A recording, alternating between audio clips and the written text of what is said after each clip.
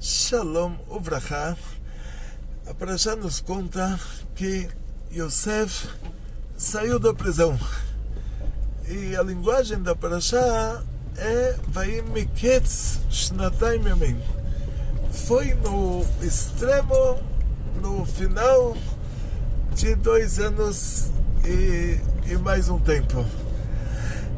É uma expressão, 2 anos e dias, é uma expressão que ela vem te indicar que os 2 anos eram o principal da coisa, mas que não foi só 2 anos. E na verdade, quanto tempo Yosef ficou na prisão? 10 anos, que era lá de cima. Foi decretado para ele pelo Tribunal Divino, por ele ter levado informações, fake news, vamos dizer assim. Hoje está na moda falar sobre fake news. Ele levava todo dia fake news dos irmãos dele pro pai. Ou seja, o pai só não teve o infarto do fake news dele porque era muito forte, mas Yosef, ele contava para o pai dele que os irmãos tinham casos lá com mulheres cananeias, e contava para o pai dele que os irmãos pegaram animal vivo e comeram, e todo dia tinha um novo fake news, e o pai estava sempre infartando por causa que ele falou. Ele inventou todas essas coisas sobre os irmãos dele. Então lá em cima no Tribunal Divino foi decretado que ele vai sofrer 10 anos. E esse sofrimento se expressou dessa maneira, que ele foi comprado no Egito. Os irmãos fizeram um julgamento para ele baseado em todo esse fake news. E no julgamento eles falaram: olha, se agora que ele tem 17 anos ele já está querendo assassinar a gente, imagina quando ele crescer. E eles tinham um tio, o tio Esav. O tio Esav, que morava em Edom, que era muito simpático, o maior assassino do mundo. E eles falaram: olha, no genético da família tem isso. A gente tem um tio-avô, né, que é o Ismael. A gente tem um tio de verdade, que é o Esav. E tem isso no genético da nossa família. Então agora nasceu, na nossa geração, nasceu o Yosef. Yosef, ele está inventando coisas pro papai.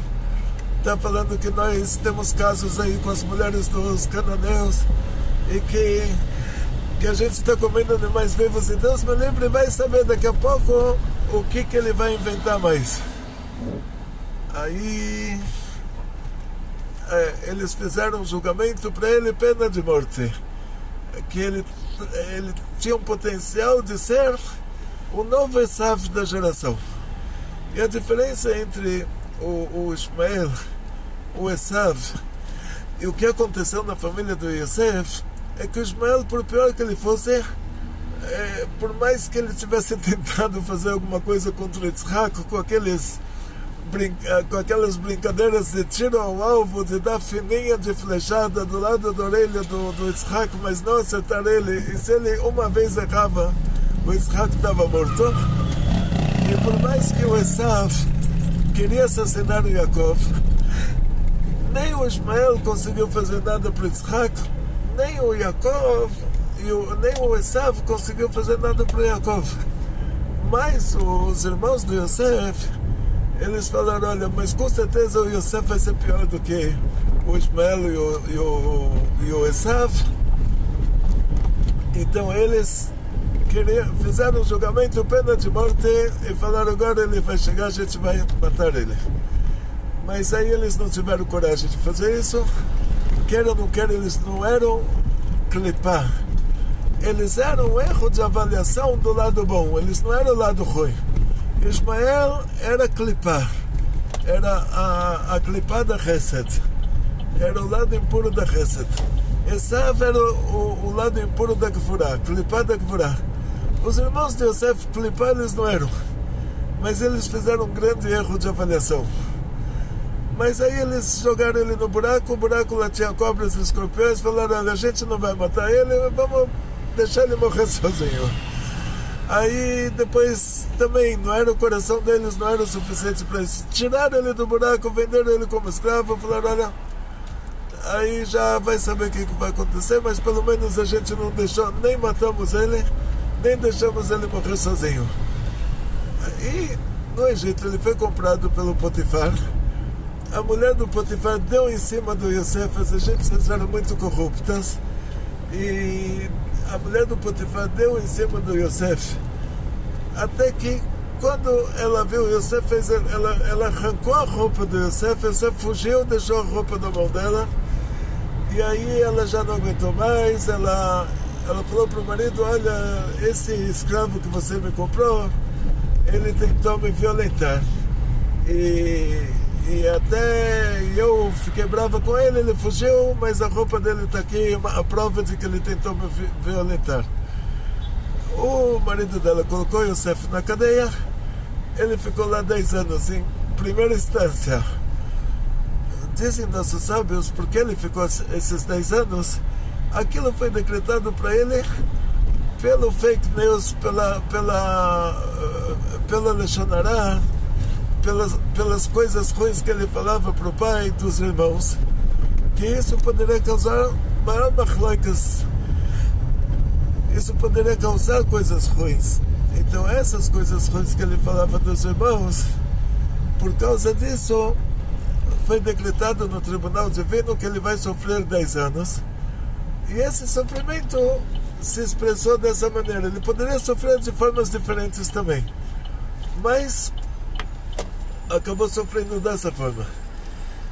Depois de 10 anos, o ministro das bebidas e o ministro das comidas, os dois têm um sonho, cada um tem um sonho diferente do outro, mas cada um ele sonhou também com a interpretação do sonho do outro, por incrível que pareça.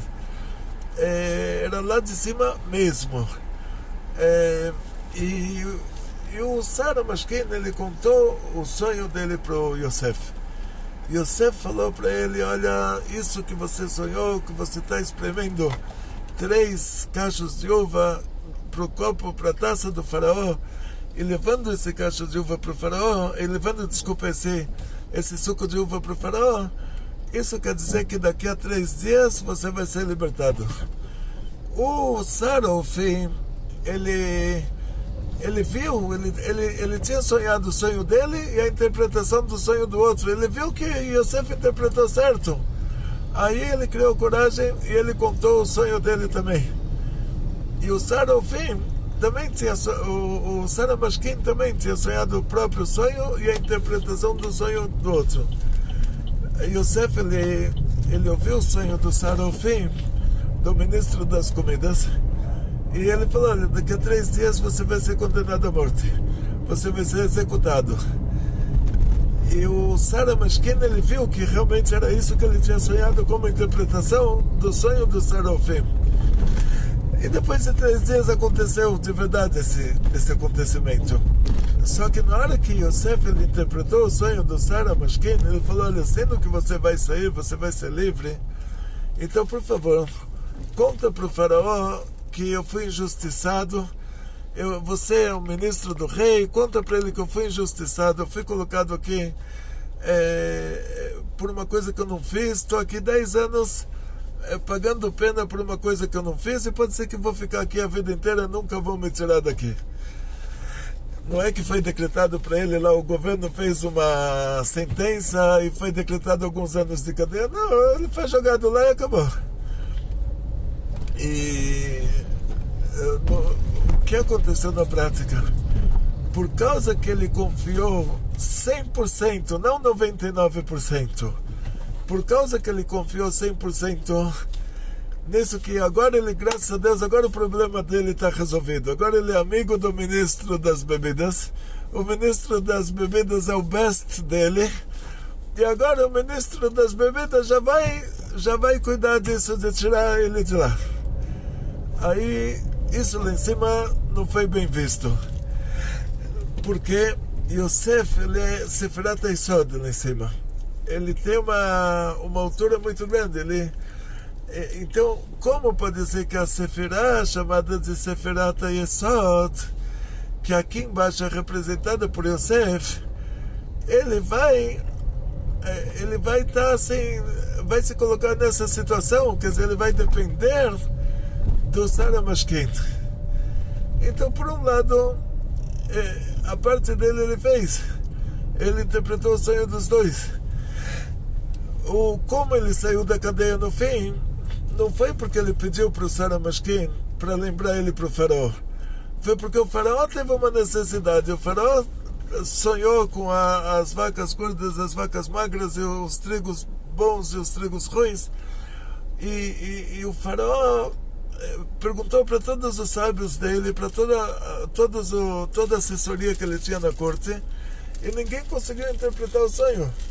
Aí o Sara Mashkin, aí ele se lembrou e falou: pera, vocês estão procurando alguém para interpretar sonhos? Lá na cadeia tem um cara assim.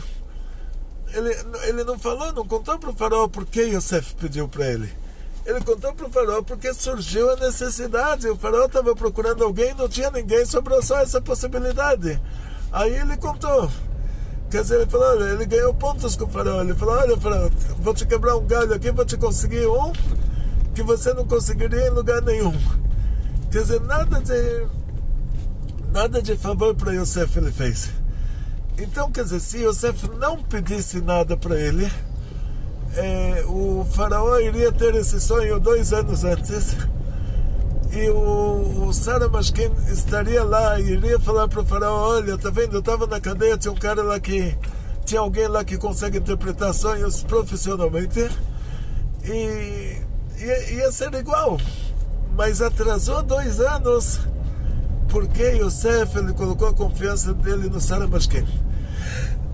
Então, assim, a gente aprende daqui, a primeira coisa é que Hashem, ele está cuidando da gente. Uma mãe não esquece a criança no supermercado, a mãe não chega em casa e fala: uau, cadê a minha neném? Minha neném, esqueci o carrinho da neném com a neném lá no supermercado. Não, a mãe em primeiro lugar está cuidando da criança, em segundo lugar está fazendo as compras. Então, da mesma maneira, Hashem não se esquece de nós. Nós somos as crianças pequenas de Hashem. Então, por um lado, a gente tem que se comportar de uma maneira realista, como Yosef, ele se comportou de uma maneira realista. Ele interpretou o sonho do Sara Mashkin, ele interpretou o sonho do Sarofim. Agora, quando chega nessa parte que ele pediu para o Sara Mashkin lembrar ele para o faraó, essa parte que é a parte polêmica. Você fez uma coisa que se chama Shtadlut. Será que você tem que confiar na Shtadlut? Ou seja, assim, você faz o seu meio de campo, como se diz. Você manda o seu currículo. Mandou o currículo, isso a gente vai chamar de Shtadlut. Depois que você mandou o seu currículo, agora o que você vai fazer agora? Você vai confiar no currículo ou você vai confiar em Deus? Você vai confiar que a pessoa que recebeu o seu currículo, ele vai fazer tudo por você? Então ele é o seu novo Deus? Ou você vai confiar em Hashem, que Hashem, ele está cuidando de você, só que Hashem, ele pede para nós, para a gente mandar o currículo. Então ele quer que a gente faça, ele falou para o Adam Arishon, por causa do Het Etzadat, por causa da transgressão da fruta proibida, da fruta do Etzadat, Hashem falou para Adam Arishon: Beziata pecha tochalechem, com o suor da sua face você vai comer o pão. Então, suar um pouquinho a gente tem que suar. Quer dizer, escrever o currículo é um trabalho suado. Você vai ter que escrever o seu nome, seu endereço, vai limpando o suor já. O nome, endereço, o número do telefone é o que é difícil. E você vai ter que escrever algum certificado que você tem de algum curso que você fez, nem que seja um curso de 5 horas. mas você manda lá o diploma do curso de 5 horas que você fez. Não escreve que o curso era 5 horas. Só manda o diploma, olha, fiz curso de tal coisa e agora estou procurando emprego nesse assunto. Suou tanto, eu vou... É como está escrito no Bereshit, com o suor da sua face você vai comer o pão. Tá vendo como foi difícil de escrever o currículo? Suou bastante. Aí você vai mandar o currículo, vai suar mais ainda. Até vou pegar mais um pedacinho de papel. Imagina colocar esse currículo no e-mail e apertar. Ai, é um trabalho muito suado. Depois que você fez todo esse trabalho muito suado, você mandou o seu currículo para a empresa que você está procurando emprego nela, nessa área. Aí você vai confiar no quê? Agora chegamos no detalhe. Você vai confiar na pessoa que você mandou para ela o currículo? Você vai confiar no seu currículo suado que você escreveu até o seu nome, o seu número de telefone, o seu e-mail e o seu WhatsApp nele? Ou você vai confiar em Hashem? Confiar em Deus. Se você vai confiar em Deus, por que precisa mandar o currículo? Porque Hashem falou, com o suor da sua face você vai comer o pão. Então, se precisa mandar o currículo, por que tem que confiar em Deus? Porque o suor da sua face, com o suor da sua face você vai comer o pão que Hashem vai te dar.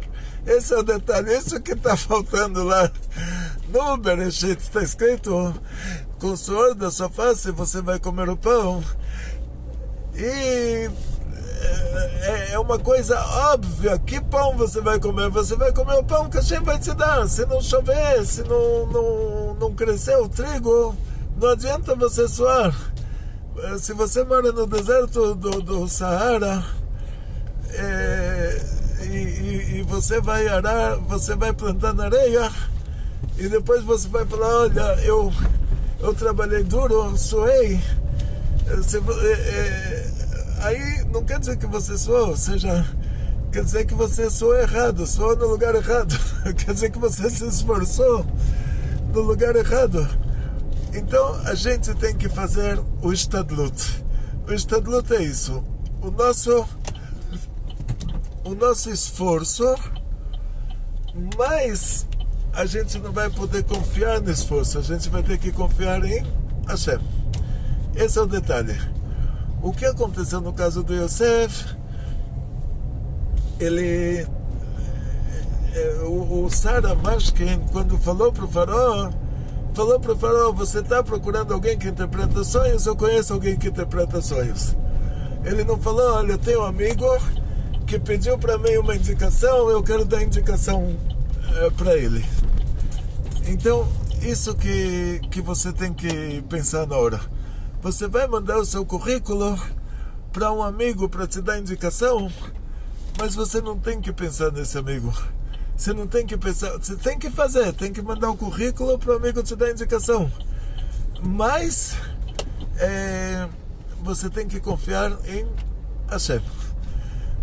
No caso de Yosef, era mais profundo ainda. Sendo que ele era Sefirat Esot, ele não poderia nem pedir a indicação para o Sara Mashkin. Ele não poderia nem pedir para alguém ajudar ele, porque ele teria que... O Sefirat Esot, ela repassa a fartura de cima para baixo. Na hora que ele falou com o faraó, o Yosef, agora vai ser o segundo caso. O primeiro caso, Yosef, ele revelou o sonho do Sara Mashkin. E ele falou para o Sara Mashkin, depois falou, está vendo que eu te revelei o sonho, eu te revelei o que vai acontecer, então me quebra o galho, conversa com o faraó para me tirar daqui.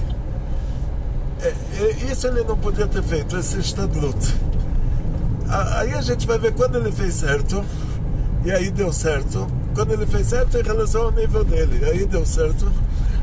2 anos depois que ele ficou 2 anos na cadeia, 2 anos a mais que não precisava, ele só ficou lá porque ele confiou no Sara Mashkin. 2 anos depois ele volta agora para a mesma situação. Agora o faraó que vem contar o sonho para ele. E nessa segunda vez, o que ele fala? Ele não fala para o faraó: olha, faraó, me dá esse emprego para mim, de eu ser a pessoa que vou arrecadar o trigo nos 7 anos bons e vou vender nos 7 anos ruins. Não, agora ele já aprendeu. A experiência que ele teve com Sarah Mashkin, que ele pediu uma indicação para o Sarah Mashkin, e por causa que ele pediu essa indicação, ele ficou mais 2 anos na cadeia. Agora ele aprendeu. Agora, quando ele revela o sonho do faraó, ele fala assim: olha, vão ter 7 anos bons e 7 anos ruins. E o sonho das vacas bonitas e as vacas feias, as vacas bonitas representam 7 anos bons, as vacas feias representam 7 anos ruins. E depois o sonho desce de nível do animal para o vegetal, mas de novo se repete: os 7 trigos bons e 7 trigos ruins. Então vão ser 7 anos bons e 7 anos ruins. Yosef, ele entendeu que por causa que é o faraó, que é uma pessoa ruim, então os sonhos do faraó, eles vão sempre descendo, a pessoa ruim vai sempre piorando. Os sonhos de Yosef foi o contrário. Ele sonhou primeiro com trigo, com vegetal, depois com coisas celestiais, sol, lua e estrelas. O sonho do faraó já começa pelo animal, do animal baixa para o vegetal. Então ele entendeu, isso que apareceu uma vez como vacas, uma vez como trigo, isso tinha a ver com o próprio faraó. O faraó era uma pessoa ruim, então ele sempre ia para baixo, de nível animal para nível vegetal. Mas o fato dos 2 sonhos estarem repassando a mesma mensagem, Yosef falou para o faraó: olha, o fato de o sonho ter sido repetido, isso quer dizer que ele está no speed.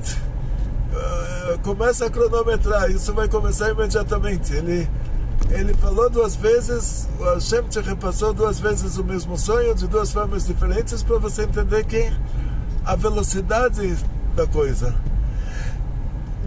E aí, nesse caso, Yosef poderia ter falado para o faraó: olha, já que você vai precisar de alguém para arrecadar, na hora que ele falou para o faraó, ele falou: olha, eu te aconselho que nos 7 anos bons, que você pegue alguém para pegar 20% do trigo que vai nascer nos 7 anos bons, e essa pessoa vai vender esse trigo nos 7 anos ruins.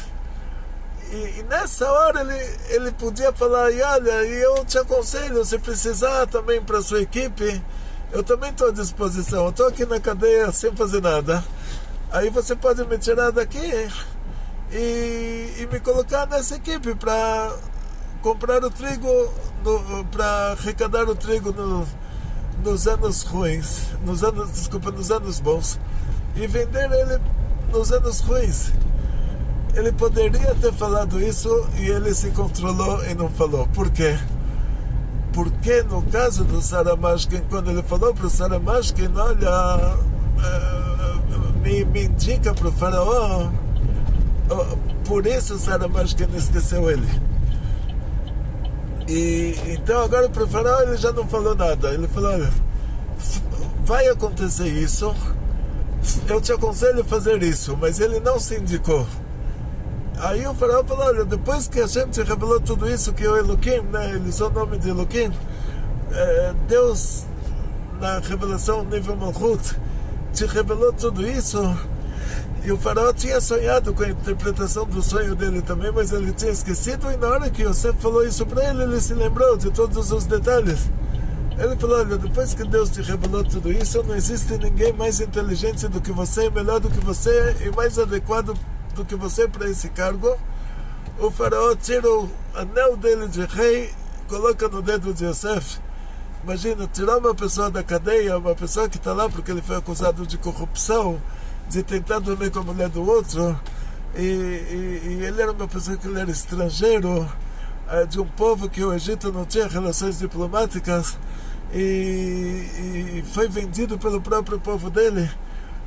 Com todo o histórico de Yosef, que com certeza o faraó recebeu o histórico da cadeia porque Yosef estava lá, e da onde vem Yosef, e com tudo isso o faraó tirou o anel dele e deu para Yosef. Isso mostrou que foi um milagre. Então, já que aconteceu um milagre, faz diferença se Yosef falasse para o faraó: olha, eu te aconselharia de me dar um emprego também na sua equipe? Faz diferença. Por quê? Porque para acontecer um milagre você tem que ter fé em Deus. Você não pode ter fé no ser humano. Você quer um milagre? É difícil, mas você tem que ter fé em Deus.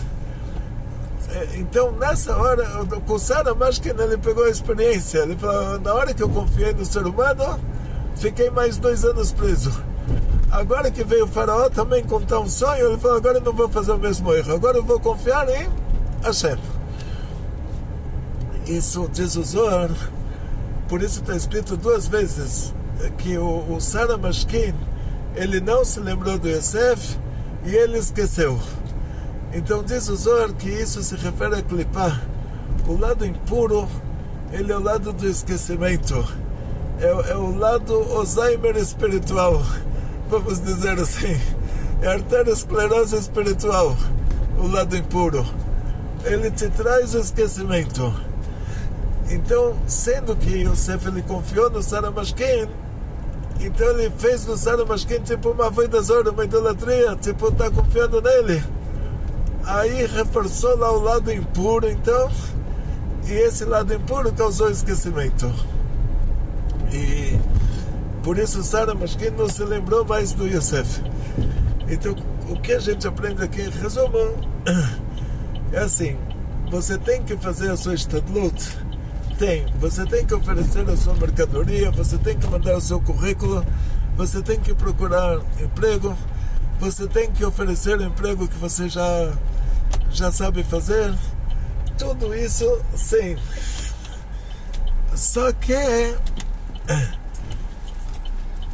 você faz isso porque Hashem falou: com o suor da sua face você vai comer o pão, e não porque é isso que vai te trazer alguma coisa boa ou isso que vai te salvar a vida. Agora chegamos no nosso centro da cultura judaica para nossa festa de Hanukkah anual, nosso evento de Hanukkah. E chegamos aqui nosso querido Khalil, que saiu do hospital direto para o nosso evento de Hanukkah. Shalom Abraha, do hospital direto para o nosso evento de Hanukkah. E agora, Khalil, contar para vocês, pedir para o Khalil contar para vocês agora os preparativos do nosso evento de Hanukkah. Gente, por favor. Khalil, Shalom pessoal. Conta para todo, mostra os preparativos do evento de Hanukkah. Obrigado. Shalom pessoal, a gente acabou de chegar aqui do mercado. Hoje faz 8 dias que eu fiz a bris. A gente vai mostrar aqui a preparação para a aula que vai gravar sobre Hanukkah. Vamos ver se a Ima tá aqui dentro. Imalê! Ó, aqui a gente tá com os preparativos. Aqui tem as dualinhas que a Ima e o Tátele trouxeram de Israel. O Tátele. Ali tem o girassol que a Ima pegou. Aqui tem os balãozinhos que a gente preparou. Aqui a Ima colocou a musiquinha pra gente poder gravar a aula de Hanukkah. Aqui tá a Hanukkah. Acho que dá pra ver. Hanukkah aqui. Hoje já é quinta vela. Quintadeiras. E agora vou trazer pra cá de novo. Chamou o Tato daqui. Mostra os sonhos aí, mostra os sonhos. Vou pegar aqui. Mostrar o Sefaganioto aqui. Eu vou abrir aqui. Mostra aí, Tato. Olha, ele encostou aqui.